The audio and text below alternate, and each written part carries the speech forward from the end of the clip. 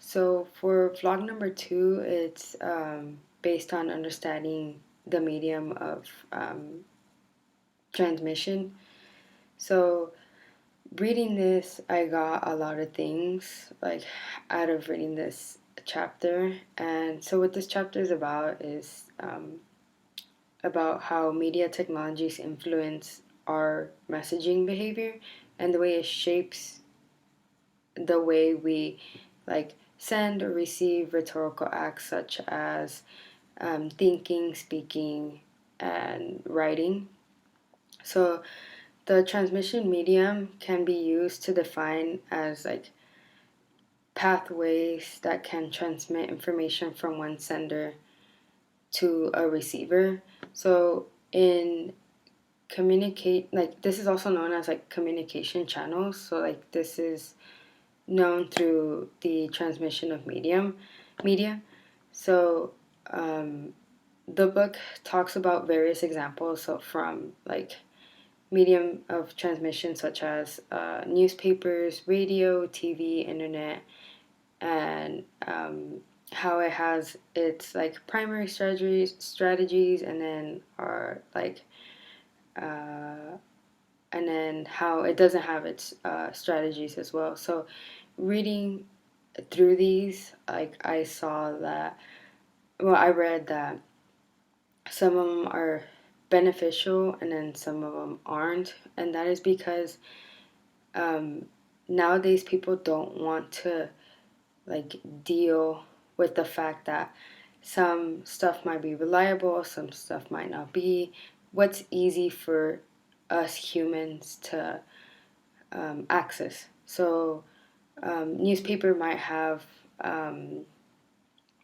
some like cons to it, like a lot of people will do the excuse of like, oh, I don't have time to read, or dates is another thing. Like one person would say, hey, like this is not up to date. I want to know like what just happened an hour ago.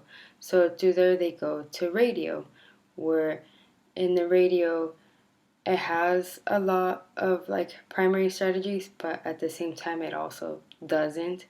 And that is because a lot of people nowadays like turn to like for example some cars now have like Sirius XM like radios where it's like there's no commercials and you actually don't hear like ads or like other stuff going around.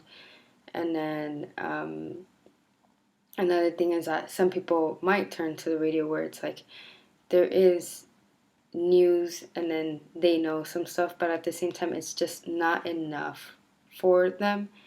So another example is television and TV. We might see ads, and then another thing is that we will see like the news, and in the news we have like what's like in some news channels breaking news, and then to that people would like go and see and actually take the time to see the stuff what's going on.